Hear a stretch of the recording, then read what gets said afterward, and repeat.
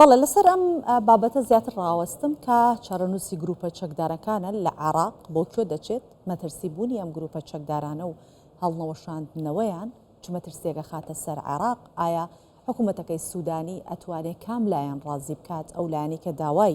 هەڵوەشاندنەوە و چەکدانانی ئەم گروپاناکەن یاخودی ئەو لایەنانەی کە لایەنی شیعەن و ئەم گروپە چەکدارانیان لە عێراق دروست کردووە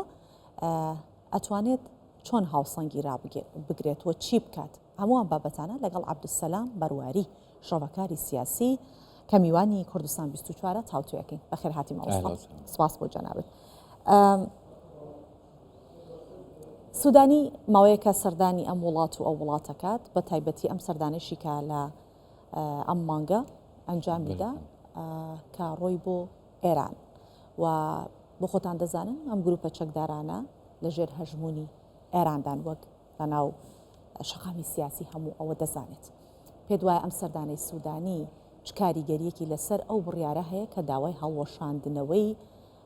گروپە چەکدارەکانان کات چوو بوو بۆ ڕازیکردن چوو بوو بۆەوەی کە قەنەعەتیان پێ بکات پێت وایە چیان پێوتووەوە ئایا گەیشتنۆتە ئەو نەتیجەیە کە چەک بەم گروپە چەکدارانە دابنن یاخود تێکەڵاوی سوپای عێراقی بکەن. بەڵێ زۆر سپاس بۆ ئەو دەرفەتە سڵاوەڕێز بۆ خوشک و برایانی بینەر. بەڕاستی ئێمە کە باسی سوودانی ئەکەین باسی عێراقی فەرمی ئەکەین لای من هەمیشە کە لێم ئەپرسن عێراق ئەلێم کام عێراق عێراق وەکو دەولەت وەکو حکوومەت یانش عێراق ئەوەی کە فعلا حکومداری و دەسەڵاتداری سەرەکی سوودانی ئەو سەرۆک وەزیرانە نییە ئەوانەی کە نمونەی سەرۆک وەزیرە لە دەولەتێکی دیموکراسی پەرلەمانی کە خاوەنی گەورەترین کوتلەیە لە ناو پەرلەمان و هێزەکەی لەو کوتلەیە دێت نەخێ سوودانی ڕێککەوتنی چەند حزبی سیاسی ترن ئیتاڵی تەنسیقی شیعی بۆ دانانی کاندیدێک کە سەر بە هیچیان نەبیت و هەروەها دەسەڵاتی ئەوەندەی بەهێزی نەبیت کە پێچەوانەی خواستی ئەوان بجۆلێت بۆیە تواناکانی و ئارەزوو و خواستەکانی سوودانی دووشتی یەکتر جیاوازن ئەوە لەلایەک. لای دووەم تەبعاً سوودانی خۆتە بینی لە کۆبوونەوەکانی هاوپەیمانی بەڕێوەبردننی دەوڵەت هەمیشە خۆی ئامادەیە وەکو ئەم جارێکە بەڕێز شێروان بارزانیش ئامادە بووە لەوێ لەگەریان دانیشید ئەکید بۆچوونی خۆی وەکو دەوڵەتدار بڵێن بۆیان باسەکەت و مەترسیەکانش و شکو پەیوەندی دەوڵەتی پەیوەندی لەگەر ئەو ئەکەن لەگەر عێراقی دەسەڵاتداری فعلی پشتپەردە ناکەن لەگەر ئەوەکەن ئەو دیالۆگەی بەیان هەیە. من تەسەوڕەکەم هەوڵەکانی ئەماژەتدا بەو سەردانەکانی و بەوانە هەمووی لەوەدایە کە لایەنەکانی بڵێن کاریگەر تێبگەهەن ئەو فشارانەی کە لەسەر حکوومەتی خۆی حکوومەتی عێراقن جددین و ڕەنگە ئەگەر بەردەوام بیت ئەم وەزعی کە هەیە وە گوێ نەگرین لە داخوازیەکانی نێودەوڵەتی کارەساتێک ڕووی عێراق یعنی ئێستا بوونی گرۆپە چەکدارەکان بە چەکەوە و چەکدانەنێن مەترسی بۆ عێراق دروست دەکات ڕەنگە مستەقبەل و داهاتووی وەکو ئەو وڵاتانە ببینیمان کە چیان بەسەر هات. بزانە ئیران زیرەکانە چەند ساڵە ئەگەری شەر لە ناو خاکی خۆی لە خۆی دوورخست بەچێ بە پەنجەکانی حوسی حەماس حزب الله سووریا میلیشیەکانی ناو عێراق لە ناو عێراق خواستێکی نێودەوڵەتی هەیە کە چەک بەدەستی دەوڵەت بیت واتە حەشدی شەعبی وەکو هەموو دەستگاش هەمووی نەمینیت لە عێراق تەبی ئێمە جیاوازی بکەین بینی حەشدی شەعبی وەکو دامەزراوە ئەمە بەسەر کاغەز سەر بە حکوومەتی عێراقا و حکوومەت پارەیانە دەتێ و ئەوە بەڵام لە ناو گروپەکان هەندە گروپ هەنە هەندێکیان ئەسڵەن سەر بە حەشد نینن خۆیان مقاومە ئەزانن بەشێکیان هەیە سەر بە حەشدن بەڵام ئەوان ڕفتاریان ڕفتاری مقاومەیە و بە عەلەنی ئەلێن ئێمە وەلا ئەمان بۆ قومە بۆ خەمنەئیە ئەمان خەتەرن ئەمان لەو فترەی کە شەری غەزە هەبوو و لوبنان ئەگەر لە بیرت بی موشکیان ئاراستەی ئیسرائیل کرد خەڵکیان بریندار کرد و کوشت ئیسرائیل بە عەلەنی وتیتی ئێمە واز لەوانە نائینم و بۆیە ئەگەر لە بیرت بی لە کەوتنی ئەسەد قائانی بە زۆر بە پەلا هاتە بەغدا و لەو کاتەوە نا لێدوان ئەبینین نا جموجۆڵی عەسکەری ئەبینین ئەم جموجۆڵانەی سوودانی لەو چارچێوەیە باش کە ئەم وەزعە تۆزێ ڕاگرین تاکو بتوانێت بەلکی چارەسەرێکی تر بۆ بدۆزێت. باشە ئەو چارەسەری کە زۆر ڕاوبۆچوونی لەسەرە و پێشنیاریژەکرێت ئەوەیە کە تێکەڵ بە سوپای عێراق بکرێت. ئایا بوونی چەکدارانێک کە وەک باست کرد سەر بە قومن و ئایدیای قومیان هەیە لە ناو عێراقێک کە کیانی خۆی هەیە و بە سەروەری خۆی ئەنازێت پێ دوایە دروستە؟ نا طبعا نا زاني شلون اما ازموني كردستان ما بين برشاكم يعني من تصورك اگر هاتو يعني حشد شعبي جاري بغسل جروب كان بينين حشد شعبي بريار درا ببيت تيكلي لشكر ببيت وكو مؤسسه وكو بازداران ايران نمينيت او كاتا دو اگر هيا اگر هيك بلاوي برتو بلاوي عم بكن اگر يتر هيا وكو جروب خويان وكو فوجو وكو لواء كاملي بيننا او وكو كردستان ليدت لكردستان اغلبيه بلنوتو دو اما بريار ماندا پێشمەرگەی هەردوولا ببیتە پێشمەرگەی وەزارەت بەڵام کەشەرین ئەو خۆ دەستی پێکرد پێشمەرگانی پارتی هاتنە ئێرە هیەکەتی ئەو ئەگەر ئەمە ڕوو بدا تامان هیچ سوودی نییە ئەمە یەک دووەم بەڵام مشکلەکە لە هی حەشدی شعبی ئاڵۆستر هی ئەو گروپانەیە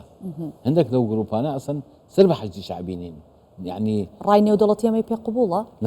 بەو شێوەیە تێکەڵ بە سوپا بکرێن چارە نووسیان ئەوە بێکە یەک لە چارەسەریەکانە لای خۆیان لە دەرەوە لە ڕۆژاوا دەوڵەت هەموو شتە کە شتێک لە ژێر چەتری دەوڵەت بێت واتە دەوڵەت ئەتوانێت کۆنتترۆلی بکات ئەوان بۆمکە هەندێکیان وردەکاریەکانی کۆمەلگاکانی ئێمە نەزانن یان ڕۆلی حیزبەکان یان ڕۆلی گروپەکان بەڵام هیچ نەبیت هەنگاوێکە تاکو ینی ئەو کاتێک داوا لە دەوڵەتەکەن لە دەوڵەتەکەن کە سنووریە بۆ دانیتیان ئەرکەکانیان دیار بکەن. باش مامۆستا عەبدولسەلام ئێستا باسی سەردانەکەیمان کرد بۆ ئێران کەمێک لەمەوە بەریشکە جەنابەت لە ستۆدیۆ لەگەڵ من ئامادەبی هەواڵێکە بە بینەران ڕاگەیاندەوەیە کە ئەم سەردانەی سوودانی بۆ بەریتانیا کاریگەری هەبووە و لایەنە شیعەکان ئەم جارە پشتیوانیان لێکردو جارانی تر لەمپەڕیان بۆ ئەخسە بەردەم ئەم جارە لە پێناو مانەوەی حەشدی شعبی وازانن کە لەندەن بەهاناویانەوە ئەچێت یاخود قورتارکەریانە تا چەند نەتوانێت لەندەن یارمەتی دەریان بێ بۆی کە ئەم گروپانە هەڵنەوەشێتەوە ئایا لەندەن هیچەکات؟ من باوەڕەکەم تامان خۆ دەزانی لەندەن پەیوەندی لەگەڵ عێراق کۆنا ینی لەندەن عێراقی داناوە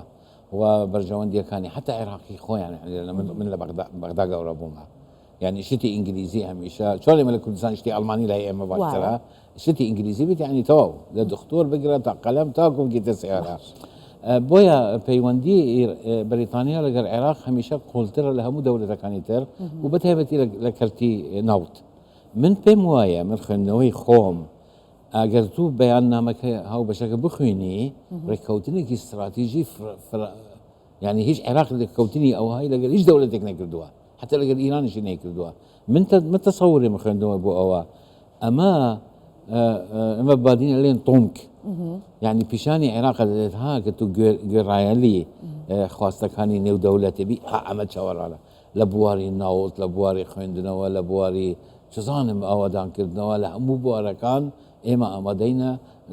يعني لا ركوتنك وبرهناني ملياردها دولاري تدايا اما هم ويترخانه كان بو وهو كاريتانا كاين بلام ايوش قال اما بقرن بويا فعلا متصوره كم اما ابيت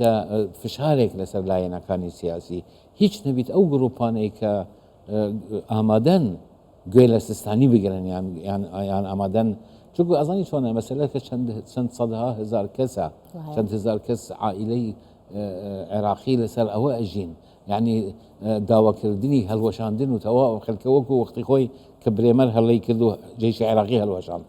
خلككي نارد اويك اماده بون داعش بيت قاعده بيت بحسي بن هلكاميك بيت هاوكاريان بيت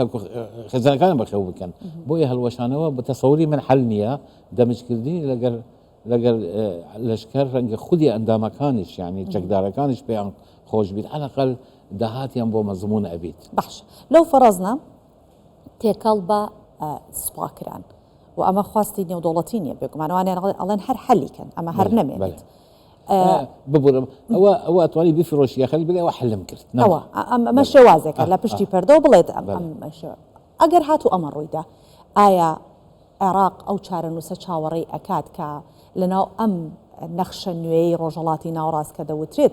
ئیسرائیل نەخشەیەکی نوێی بۆ ڕۆژهەڵاتی ناوڕاست هەیە عێراق ئەمە بیانوێ بێ بۆ ئیسرائیل کە عێراقیش تێکەڵ بەم نەخشێ بکات یا تێکەڵ کراوە و هێشتا ئەمە پلانە سەرەتایەکانە. خۆی لەسەر دوو فاکتەر ئەمینیت یەک ئایا تا چەند ئیران لە غاوی ئەم گروپانە ئەگریت تاکو چارەسەرێک بگرێت دووە ئایا خودی ئیران چی ئەکرد لە مەرحەلەیە ئیران بە پێچەوانەی زۆر لە دەوڵەتەکانی ناوچە زیرەکن لە سیاست ئیران کولتور و مێژووی 2500 ساڵی حکومڕانیان هەیە بۆیە من تەسەوەرەکەم ئیرانیەکان ڕاستە من و تو لە ڕووی ئۆدیۆلۆژیەوە لە ڕووی هەڵوێستەوە ڕەنگە ڕێک نەکەوی نەگەریان بەڵام دەبی دام بدەین بەوەی ئەوانە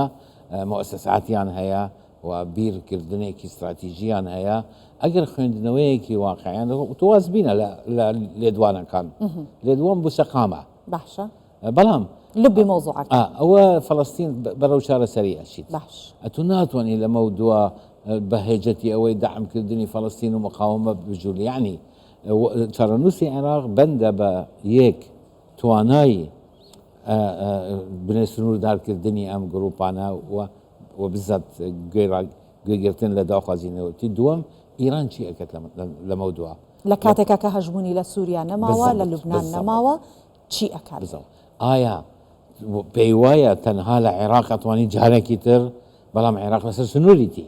ئەگەر خوانەکەت سبەینە ڕوبەرو هەرشەیەک ببیت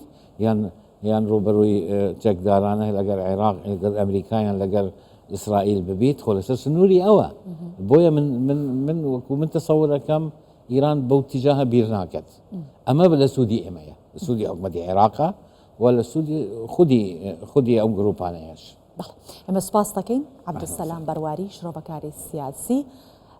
کە تایبەت بە چارەنووسی گروپە چەکدارەکان لە عێراق لەگەڵمان بوویت سپاس بۆ ئامادەبوونیت لە کوردستان 24.